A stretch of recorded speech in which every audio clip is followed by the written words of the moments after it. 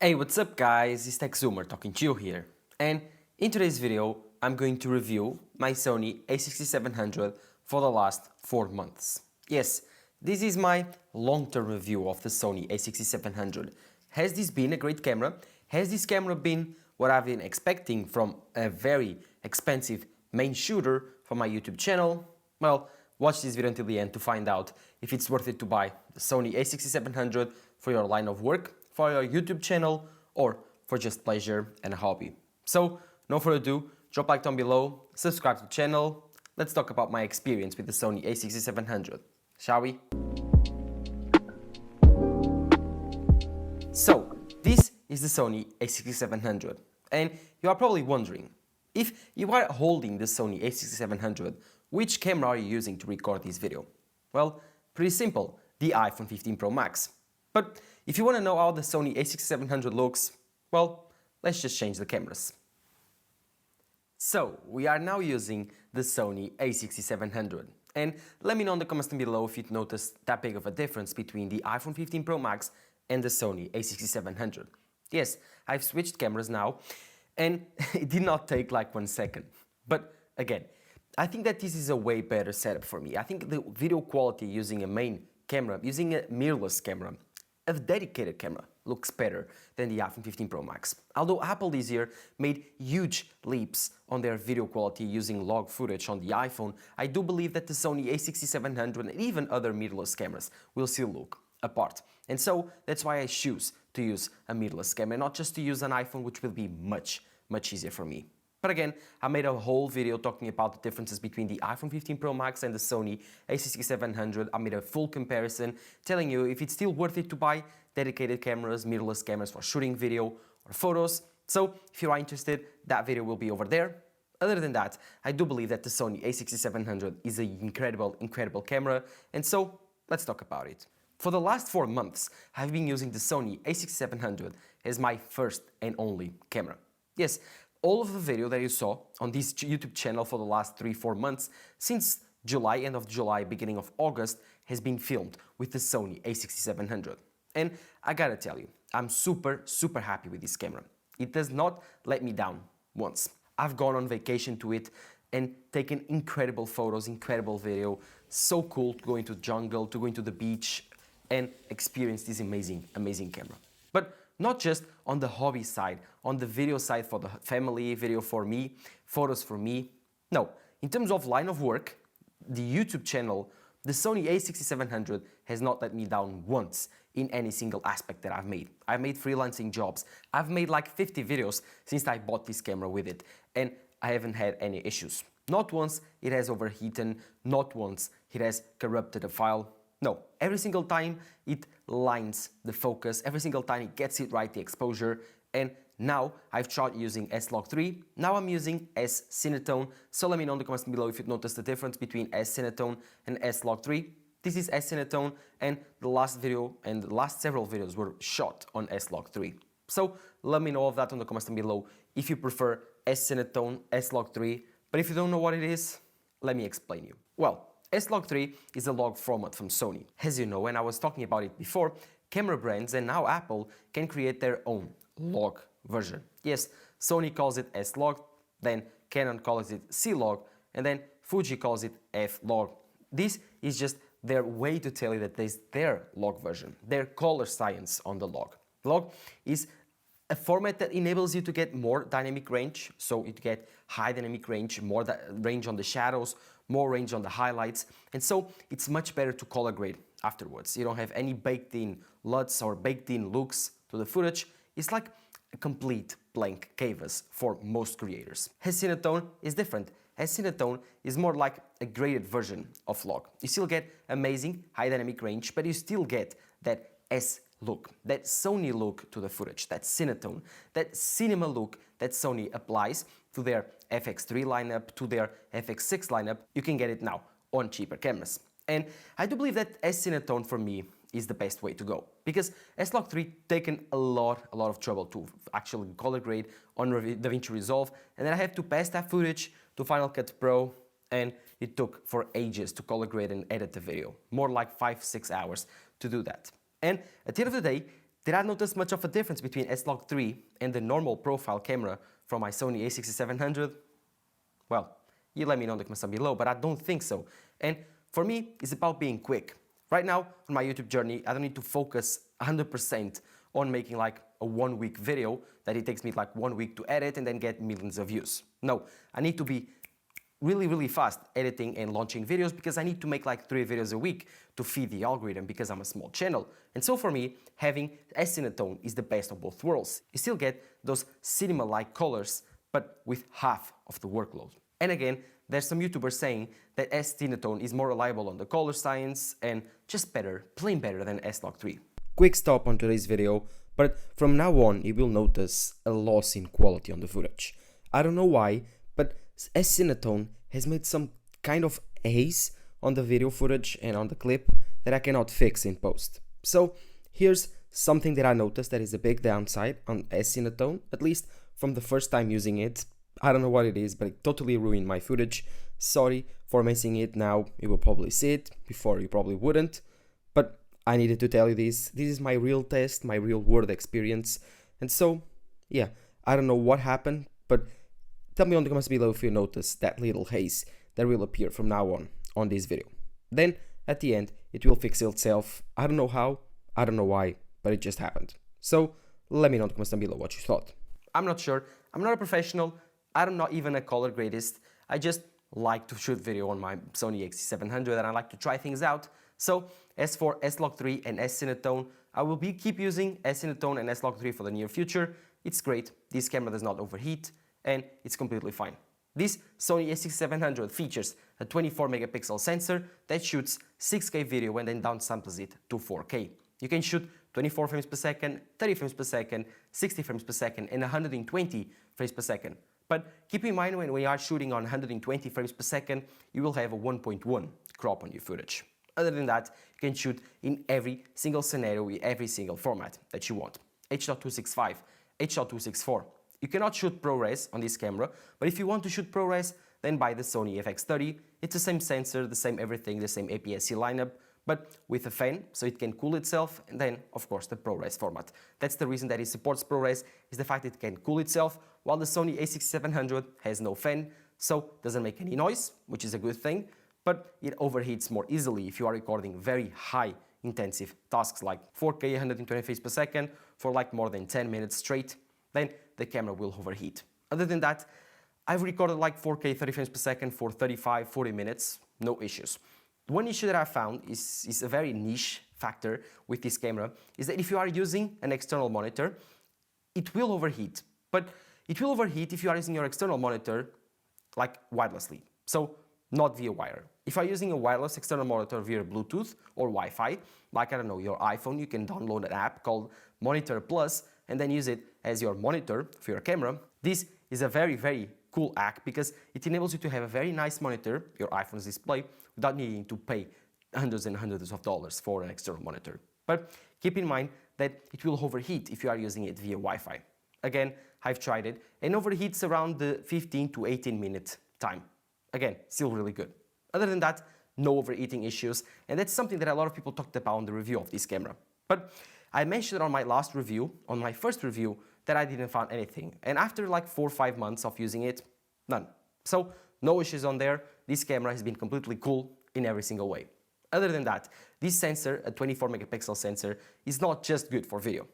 This camera is a hybrid camera. It's not just a cinema camera. For that, you will buy the Sony FX30. No, the Sony A6700 is also a photo shooter. And for photos, this camera is incredible. Of course, it depends on the lens you choose. And for me, I have 2 lenses for this camera. I have the Sony 50mm f1.4. This is a G lens, and also has the Sony G lens APS-C 18-105mm. They are the same line of lenses. One cost me $700, the other one costed me $300. They are still really good. They are APS-C lenses, so they are cheaper. They are optimized for this lens. They both have autofocus.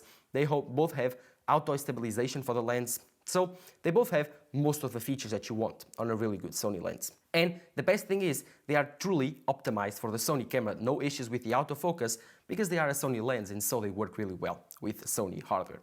Again, this camera is, in my opinion, the camera that you want and you buy if you are a beginner. and if you are starting your journey as a photographer, because this camera offers you really good detail, really good photos, really good video, and also a wide range of formats and ways you can shoot. For example, 4K 30, 4K 60, 4K 120. It enables you to explore and learn photography. And of course, with photography you have high ISOs, you also have a great sensor that can take amazing photos.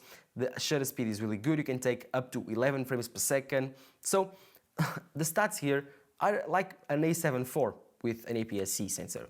This is a really good camera. The autofocus has the intelligent autofocus, which is really, really nice. It also has the auto framing feature from the Sony ZV-E1, which is also really nice. It's almost like auto framing from the iPhone. Works well. I don't use it often because on this setting that I use the camera, I don't need it. And I've tried it like once and I did not record it. Again, this is one of those niche features that most people won't use, but I'm glad I'm still there. Other than that, the Sony A6700 takes very crisp photos that you can edit later, takes raw photos, JPEGs, whatever you want, and I've taken some incredible shots, so here they are. They are, in my opinion, the best photos I've ever taken. Again, it's my first camera, but again, for a beginner like me, I'm really surprised by the ease of use of this camera. It's really easy, really intuitive, and that's something that Sony got it right on this camera. And that's something you gotta give it to them, because Sony made a camera for beginners, but also for intermediates, and also for pros. Because the amount of formats and things you can do with this camera, it's almost pro level. But the way that it looks, the way that it works, the way that it's not very overcomplicated with the buttons and the menu system, this is just really good for beginners because it will be really easy to actually learn photography, learn the ISO, the exposure triangle, learn the autofocus, the manual focus. This camera has everything and really easy to use. Again, it's not perfect. It doesn't have the 2 SD card slots if you want to do backup jobs and you want to do really important and professional jobs like weddings. It doesn't have a backup SD card slot. Again, it doesn't have HDMI, the full HDMI. It only has the micro HDMI, which is not as reliable. It only has one SD port, if that's a problem for you. But one thing that it has, and it's really good, it's the battery life. Yes, the battery life on this camera is insane because it features the same Z batteries found on other high-end cameras from Sony. So the battery life here is insane, like 2, 3, 4 hours of 4K 30 frames per second recording. Like, I started recording this video with 100%. I'm recording for like 30 minutes. I've only spent like 10% of battery. I'm looking at the display right now, which is also flippable. So you can flip, so you can see it while you are vlogging. You can rotate. So it's really, really a good display. It's only worse than the Sony A7V or A7R5, the new Sony camera, and the Sony A9 III. Those have those rotatable screens and they can rotate in every axis. This one is good enough. I like it. You can flip it over if you want to watch it yourself while you are recording. Really useful. And I think that it's really nice. Although it's not the best, it's an LCD screen, and probably sometimes you can miss focus because the resolution is not that great. For that, I would advise you buying an external monitor or use your iPhone like I told you before. Use your iPhone, buy the Monitor Plus app, which is actually free, but there's a pro version that enables you the transfer of the data via cable so it won't overheat your camera, and other stuff like zebras and focus peaking, all of those stuff. Buy that app, Monitor Plus, lifetime, only $20. This is not sponsored, but they are really, really good and I think they deserve a shout out. So that app will enable you to use your iPhone as an external display, and then boom, you just have an incredible setup for recording videos for your YouTube channel, having an incredible camera like the Sony A6700 that will record high quality videos. Then use your iPhone to use as an incredible external display. You will save hundreds of dollars not buying the Ninja 5 or other external displays on Amazon, and you will feel super excited to start creating videos for your channel. Since I switched to the Sony A6700, my creativity has taken a huge boom. Because before, I was limited for what the iPhone could do. And before, I did not have the iPhone 15 Pro Max. I had older iPhones, and those iPhones could not record in ProRes, could not record on log. And now, having log on the iPhone seems really strange because I switched to the Sony A6700. And now they have the high standard on the iPhone. But again, that's life. Now that I use the Sony A6700, I'm super happy. And as you saw in the beginning of this video, the first clip was shot on the iPhone. And now, all of this video has been shot on the Sony A6700, 4K, 30 frames per second, as Cinetone. And I think you can tell the difference between this footage and the iPhone footage. It's just different. The sensor here is much bigger. Again, it's a dedicated camera. You could expect nothing else. And I do believe that it also depends on the lens you buy. But again, I think that for us, guys that love photography, video, or even YouTubers, it justifies to buy a mirrorless camera over the iPhone, or just using your iPhone as a YouTube camera. Because I do believe that the Sony A6700, in its core, is a beginner camera, but it's also really useful if you are a professional and you want to use it as a B cam. Not the main camera because it lacks some pro functionality, like for example the dual SD card slots, or even more things like ProRes recording, options to build a cage. That you don't have on the Sony. You will have to buy other accessories, external accessories like a small rig cage from Amazon. And I do believe that this camera is a bit too small for people that like to take very, very big lenses to take like sports photography or wildlife photography. I do believe you will have to buy then other stuff to fit in big lenses here. And for that, I think that full frame will be more advisable. And oh, I cannot forget, low light photography is also a big downside for the PSN sensors. They are not as sensible to light because the sensor is smaller when compared to a full frame camera. And so low light photographies won't be as good as a full frame.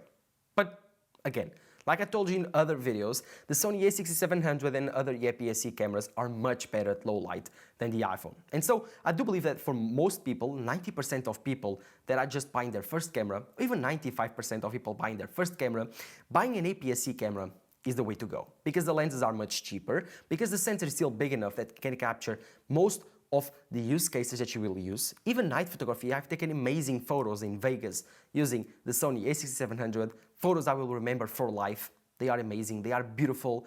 I take this amazing photo from the Palazzo and it's super cool at night. The road and the shutter speed made the cars, all that motion blur. Oh my God, this is one of my favorite photos ever. It's my wallpaper for the iPad and I love it. And I was taken on the Sony A6700 using the 18 to 105mm lens. So as you can see, the low light capabilities with this camera are still really good. They are not on par with full frame, but the people that need that full frame look at night, they won't be buying the Sony A6700. They won't. So I do believe that this camera, the addressable market that it has, it's really big, and I think that at the end of the day, it's almost perfect. Sony nailed completely 100% with this camera. They don't have faults for people that are actually buying this camera. So for people that love this camera and they are looking to buy it, the compromise is zero. Zero. You are not compromising in anything. The APS-C sensor is more than enough for you.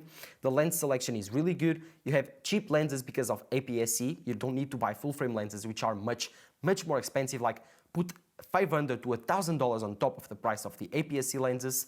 Then, of course, it has 4K 30 frames per second, 4K 60 frames per second, 4K 120, better than the Sony A7 IV. Still has 11 frames per second for shooting mode, like it's the time that you can take, how many photos you can take per second. So for sports photography or wild photography, it's still not bad if you buy the correct lens for it. And then, okay, the rolling shutter is not the best, but it's not as bad as the Sony A7 IV, so you can let it go.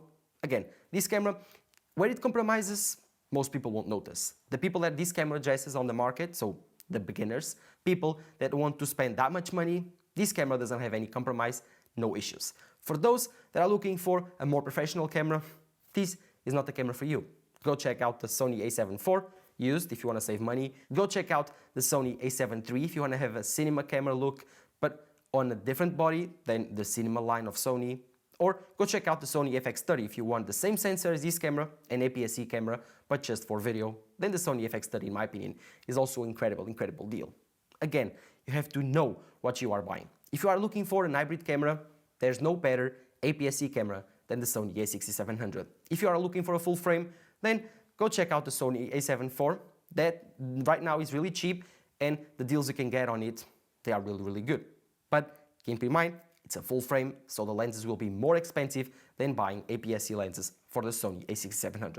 But let me know in the comments below what you think. Do you like the Sony A6700 overall look? Do not forget that most of video quality comes from good lighting and a good setup, not just from the camera. So first, learn the basics, learn how to expose correctly, and then if you really want to, buy a Sony A6700. In my opinion, the perfect beginner camera, and of course, one of the best value cameras in a long time.